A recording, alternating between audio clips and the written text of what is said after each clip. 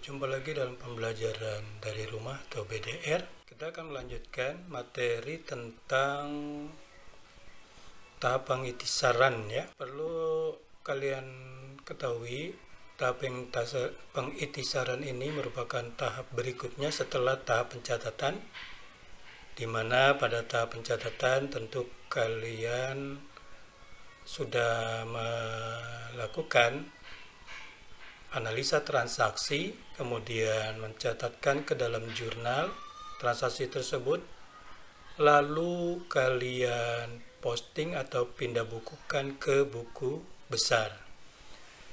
Nah, setelah melakukan pemindah bukuan ke buku besar, maka kita akan masuk kepada tahap pengitisaran. Nah, dalam tahap pengitisaran ini sebelumnya sudah disampaikan bagaimana membuat neraca saldo ya, atau menyusun neraca saldo. Kalian perhatikan, neraca saldo ini tentu fungsinya adalah untuk mengecek kembali kebenaran pemindah bukuan yang telah dilakukan dan jurnal yang telah disusun ya. Kalau neraca saldo dicatatkan atau dibuatkan atau disusun dengan benar, maka pada dasarnya pencatatan transaksi setelah disusun neraca saldo ini akan dibuatkan laporan keuangan. Namun demikian, biasanya data yang tersaji pada neraca saldo itu masih harus dicek kebenarannya. Artinya harus dicek dengan kondisi sebenarnya. Nah, oleh karena itu setiap akun yang terdapat pada neraca saldo ini harus dicek kebenarannya guna diperoleh data yang sebenar-benarnya. Nah, untuk itu biasanya akan dibuatkan jurnal penyesuaian atau ayat jurnal penyesuaian. Pada akhir periode akuntansi ini tadi saya katakan banyak saldo akun yang di buku besar itu dilaporkan tanpa ada perubahan apapun ya dalam laporan keuangan. Sebagai contoh misalnya akun kas atau akun aktiva tetap. Ini biasanya jumlahnya dilaporkan di neraca sama dengan saldo yang ada di buku besar. Tetapi beberapa akun dalam buku besar itu memerlukan pemutakhiran atau update atau mencari yang benarnya ya. Nah, untuk itu dibuatlah ayat jurnal penyesuaian. Ayat jurnal penyesuaian atau adjustment entries ya, atau adjusting journal entry, ini adalah ayat jurnal yang dibuat untuk menyesuaikan ya saldo-saldo rekening yang ada di neraca saldo menjadi saldo yang sebenarnya sampai dengan akhir periode akuntansi. Adapun tujuan dari penulisan ayat jurnal penyesuaian adalah untuk mengoreksi perkiraan-perkiraan yang ada sehingga mencerminkan keadaan aktiva, utang, modal, pendapatan, dan biaya yang sebenarnya. Nah, untuk lebih jelasnya, berikut ini penjelasan mengenai jurnal-jurnal penyesuaian yang perlu dibuat. Ya. Namun sebelumnya, kenapa harus melakukan penyesuaian? Ya, atau membuat jurnal penyesuaian. Nah, pada umumnya ada dua penyebab transaksi yang memerlukan penyesuaian. Yang pertama, keadaan di mana suatu transaksi sudah terjadi tetapi informasi tersebut belum dicatat dalam perkiraan yang bersangkutan. Nah, yang kedua, transaksi yang sudah dicatat dalam perkiraan yang bersangkutan tetapi saldo perkiraan masih harus disesuaikan agar dapat disajikan dalam jumlah yang benar. Berikut akun-akun atau perkiraan-perkiraan yang perlu dibuatkan penyesuaian. Yang pertama, perlengkapan. Ini perlengkapan merupakan harta ya yang dimiliki oleh suatu perusahaan untuk masa penggunaan kurang dari 1 tahun. Ini perlu atau penyebab dibuatnya jurnal penyesuaian. Yang pertama, tidak tercatat dengan benar. Yang kedua, kesalahan informasi. Yang ketiga, karena barangnya rusak. ya, secara alamiah misalnya, dan yang lainnya. Untuk membuat jurnal penyesuaian, maka kita perhatikan ini ya. Kita ambil contoh misalnya pada 31 Desember saldo akun perlengkapan 4.500.000. Itu kalau di buku besar pasti tercatatnya di kolom sebelah debit ya. Nah, ketika dicek di dalam gudang, kenyataannya nilai perlengkapan yang ada itu hanya 3.300.000. Ya. Ini ada di catatan di dalam gudang nih, 3.300.000. Nah, ini tentunya ada perbedaan kan? Oleh karena itu dibuatlah jurnal penyesuaian. Untuk membuat jurnal penyesuaian ini, perhitungan yang dilakukan adalah mencari berapa perlengkapan yang terpakai, yaitu dihitung selisihnya. Perlengkapan yang tersedia berdasarkan catatan buku besar 4.500.000. Kemudian perlengkapan berdasarkan catatan yang ada di gudang, stok opnam ya, 3.300.000, maka selisihnya itu disebut sebagai perlengkapan yang terpakai. Nilai yang terpakai inilah yang nanti dibuatkan jurnal penyesuaian sebagai berikut. Nilai terpakai itu akan menjadi beban perlengkapan ya, makanya 1.200.000 itu akan dicatat sebagai debit, yaitu beban perlengkapan 1.200.000 dan kreditnya perlengkapan 1.200.000. Oke, itu yang pertama pada perlengkapan. Yang kedua, pada akun beban dibayar muka. Akun beban dibayar muka ini maksudnya apabila suatu perusahaan melakukan pembayaran terlebih dahulu di muka untuk suatu beban dan pembayaran tersebut melebihi untuk satu periode akuntansi. Dalam kenyataannya, beban yang dibayar di muka ini bisa saja dicatatkan dalam dua cara ya. Yang pertama, dicatat sebagai harta.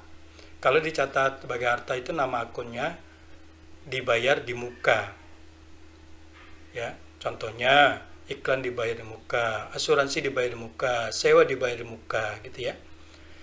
Yang kedua, bisa saja dicatat sebagai beban. Contohnya beban iklan, beban asuransi, beban sewa. Ya. Jadi itu yang dicatat, maksud dari dicatat sebagai harta dan dicatat sebagai beban. Misalnya contoh seperti ini, tanggal 1 Oktober perusahaan membayar premi asuransi untuk 1 tahun 1.200.000. Seandainya yang pertama pada jurnal umum dicatat sebagai harta ini ya. Berarti asuransi dibayar di muka, di debit, kasnya di kredit. Ini dicatat sebagai harta 1.200.000. Yang kedua dicatat sebagai beban. Debitnya beban asuransi, kreditnya kas ya. Jadi ini sekali lagi yang pertama dicatat sebagai harta, yang kedua dicatat sebagai beban. Itu pada saat pembayaran ya 1 Oktober. 1 Oktober. Lalu bagaimana kita buatkan jurnal penyesuaiannya?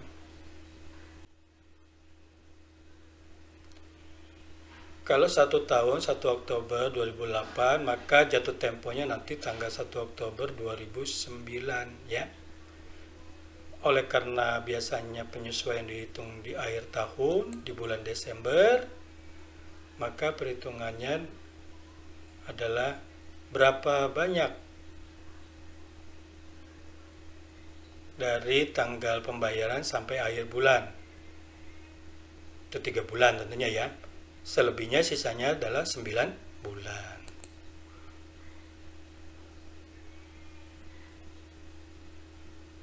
Nah, yang 3 bulan ini merupakan beban.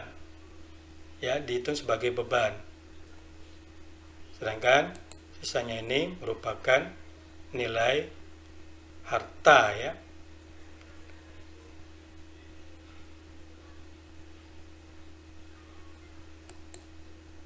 Jadi kalau dicatat sebagai harta, maka yang dihitung berapa yang menjadi beban ya. Dengan demikian AJP-nya adalah tanggal 31 Desember kita debitkan beban 300.000 dan kreditkan asuransi dibayar muka 300.000. Oke. Sedangkan kalau dicatat sebagai beban, maka yang dihitungkan adalah berapa yang belum menjadi beban. Artinya yang 9 bulan tadi ya. Sehingga dengan demikian zona penyesuaiannya adalah asuransi dibayar muka 900.000 dan beban asuransinya 900.000. Oke, jadi seperti ini pembuatan penyesuaiannya ya. Nah, akun yang ketiga, pendapatan yang masih harus diterima. Yang masih harus diterima itu sama dengan piutang ya. Contohnya pada pendapatan bunga, pendapatan usaha, dan yang lainnya. Nih, pendapatan yang masih harus diterima ini maksudnya adalah pendapatan yang masih harus diterima timbul karena pada akhir periode telah terjadi pendapatan tetapi belum diterima pembayarannya. Contohnya begini. Misalnya 1 September dibeli obligasi dengan harga beli 1.500.000, bunga obligasi 20%, dibayar setiap tanggal 1 September dan 1 Maret. Nah, pada saat tentunya yang kita perhitungkan adalah berapa pendapatan bunga ya. Karena ini obligasi. Berarti yang kita hitung bunganya. Dia perhatikan sini. Kalau kita membelinya 1 September, maka ada 4 bulan di sini ya perhitungan bunganya sampai dengan 31 Desember. Sisanya pembayaran berikutnya tanggal 1 Maret ya, ada 2 bulan. Maka perhitungannya seperti ini.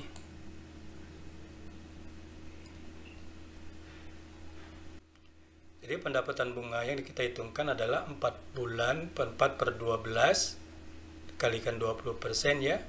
Tadi suku bunganya kalikan 1.500.000 sama dengan 100.000. Ini bunga yang masih harus diterima ya, atau pendapatan bunga yang masih harus diterima. Maka penyesuaian sebagai berikut. Pada tanggal 31 Desember bisa ditulis piutang bunga ya, atau bunga yang masih harus diterima 100.000 di debit, kreditnya pendapatan bunga 100.000. Oke. Nah, apabila kurang jelas kalian bisa ulangi lagi ya. Ya, yang berikutnya untuk penyusutan aktiva tetap. Aktiva tetap merupakan aktiva yang dapat digunakan dalam perusahaan dari satu periode.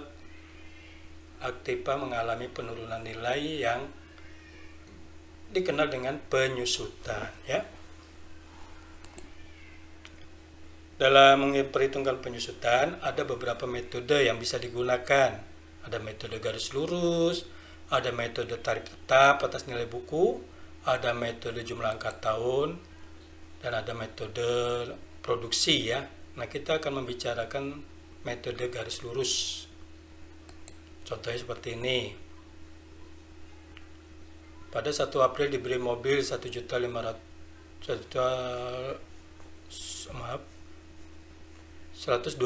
juta, masa manfaat kendaraan 4 tahun, nilai residu atau nilai sisanya ya 5 juta. Maka perhitungannya adalah dari 1 April 2008 selama 4 tahun itu berarti jatuh temponya nanti 1 April 2012 ya. Dengan demikian memperhitungkan penyusutannya adalah untuk tahun 2008 saja dulu ya, yaitu ada 9 bulan. Dengan demikian perhitungannya adalah perhitungan penyesuaian yang dilakukan bagi berikut. Nilai ekonomis 4 tahun berarti 125 juta dikurangi 5 juta. Dengan demikian nilai ekonomisnya adalah 120 juta. Penyusutan per tahunnya itu 120 juta dibagikan 4, 30 juta. Berarti per bulannya berapa? 30 juta dibagi 12, yaitu 2.500.000. Dengan demikian untuk tahun 2008 berapa? 2008 ada 9 bulan, maka penyusutannya 9 kali 2.500.000. Nilai penyusutannya adalah 22.500.000. Maka jurnal penyusutannya sebagai berikut. Kita debetkan beban penyusutan kendaraan di debit 22.500.000, akumulasi penyusutan kendaraan 22.500.000 di sebelah kredit. Ya. Yang kelima, beban yang masih harus dibayar. Ini sama aja dengan utang ya. Beban yang harus dibayar itu merupakan beban yang telah terjadi tetapi sampai akhir periode belum dibayar. Penyebabnya apa? Mungkin karena tutup buku, karena kesalahan dalam perhitungan, karena memang sudah menjadi beban tetapi memang belum dibayarkan. Contohnya berikut. Perusahaan melakukan pembayaran gaji setiap hari Minggu. Perusahaan membayar pembayaran gaji setiap minggu sebesar 1.200.000. Pembayaran dilakukan tiap hari Sabtu. Tahun 2008 perusahaan tutup buku 31 Desember jatuhnya pada hari Jumat. Nah, berarti di hari Jumat inilah kita membuat penyesuaian ya. Ada berapa hari nih? Senin, Selasa, Rabu, Kamis, Jumat.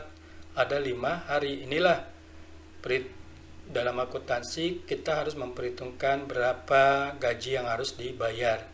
Ya, yang belum dibayar di sini ada berapa? Ada 5 hari, maka kita menghitungnya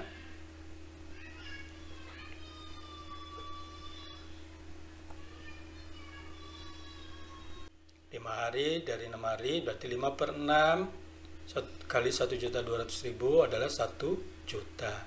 Dengan demikian jurnal penyesuaiannya adalah kita debitkan beban gaji 1 juta dan kreditkan utang gaji atau gaji yang masih harus dibayar.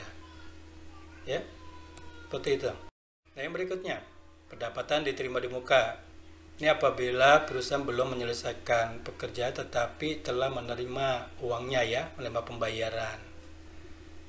Bisa dicatat sebagai utang atau nama akunnya itu diterima di muka ya, pendapatan diterima di muka.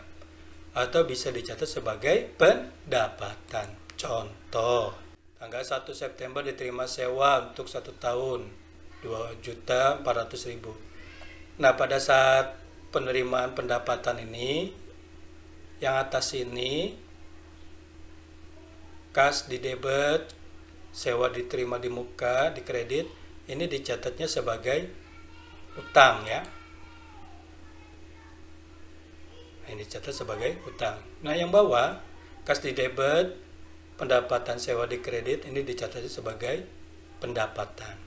Nah, itu pada saat menerima pendapatannya ya. Lalu bagaimana penyesuaiannya? Perhatikan. Yang kita hitung adalah yang sudah menjadi hak kalau dicatat sebagai utang ya. Sedangkan kalau dicatatnya sebagai pendapatan, maka yang dihitung yang belum menjadi pendapatan. Itu sisanya ya di tahun berikutnya. Itu yang sudah menjadi hak itu yang 4 bulan ini. Dari September sampai Desember 4 bulan. Sedangkan yang belum menjadi pendapatan itu yang 8 bulan ini, dari Januari sampai 1 September ada 8 bulan. Oke. Jadi sekali lagi yang 4 bulan itu sudah menjadi pendapatan, yang 8 bulan itu belum menjadi pendapatan atau disebut sebagai nilai utang ya. Maka penyesuaiannya kalau dicatat sebagai utang, AJP-nya yang kita perhitungkan tadi berapa bulan? Ada 4 bulan ya. Maka sewa diterima di bunga di debit, kreditnya pendapatan sewa. Masing-masing 400.000. Sedangkan kalau dicatat sebagai pendapatan, maka yang diperhitungkan yang belum menjadi pendapatan, yaitu yang 8 bulan. Maka hitungannya pendapatan sewa di kredit, di debit ya 800.000, sewa diterima di muka 800.000 di kredit. Ya. Yang berikutnya kerugian piutang. Kerugian piutang ini terjadi apabila ya perusahaan itu tidak mungkin bisa menagih satu perusahaan karena piutangnya, karena sulit ditagih, sehingga diperlukan catatan untuk pembuatan kerugian piutang. Contohnya gini, saldo piutang perusahaan 1 juta, diperkirakan 10% tidak bisa ditagih, maka JP-nya kita debitkan kerugian piutang 100.000, cadangan kerugian piutang 100.000. Oke, jadi itu tentang penyesuaian pada perusahaan jasa ya. Nah, kalau di perusahaan dagang membedakannya itu biasanya pada persediaan barang, terutama barang dagangan ya. Ini ada metode perpetual, ada metode periodik. Perhatikan penyesuaiannya pada persediaan barang dagang.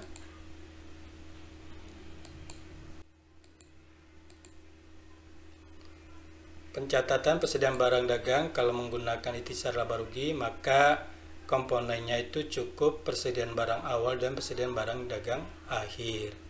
Kalau menggunakan metode HPP, yang diperlukan ada data persediaan awal, ada data persediaan barang dagang akhir, dan ada data akun-akun yang terkait pembelian seperti pembelian, retur pembelian, potongan pembelian ya.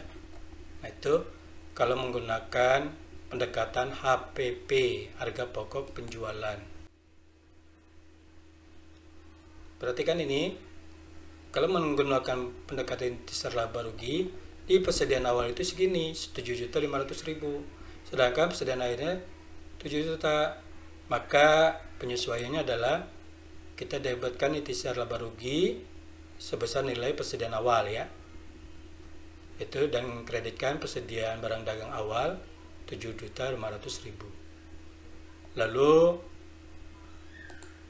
kita debitkan persediaan barang dagang 7 juta dari persediaan akhir ini ya, dan kita kreditkan ikhtisar laba rugi dari nilai persediaan barang dagang akhir. Oke, itu pendekatan ikhtisar laba rugi. Nah, bagaimana dengan pendekatan HPP? Dengan contoh yang sama, tapi di sini harus diperhatikan.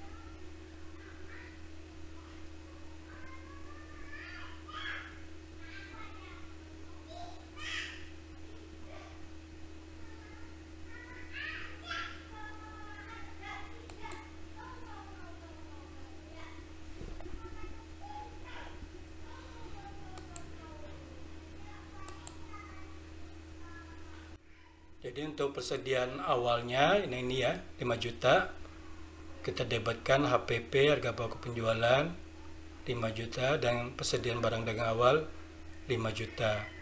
Lalu untuk yang pembelian ini 501 10 juta ya, kita debitkan harga pokok penjualan 10 juta dan kreditkan pembelian 10 juta.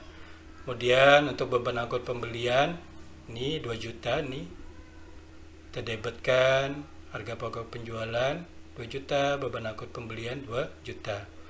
Kemudian ada retur, kalau ada retur 50 nih ya, maka returnya ini 50 dan harga pokok penjualan 50.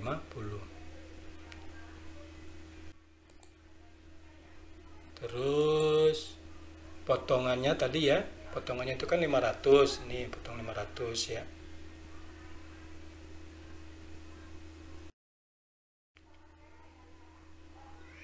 Potongnya 500, kita masukkan sini, potong pembelian 500.000 ya, HPP-nya dikredit 500.000. Dan ini persediaan akhir, persediaan barang dagang akhirnya di sebelah debit, harga pokok penjualannya sebelah kredit. Sehingga kalau digabungkan atau dibuatkan semuanya ya, kalau bagian atas ini menggunakan HPP, sedangkan yang di bawah ini menggunakan ikhtisar laba rugi. Ini bukan berarti dibuat dua-duanya ya, jadi hanya pilih salah satu saja, satu cara saja. Apakah mau menggunakan HPP ataukah mau menggunakan ikhtisar laba rugi.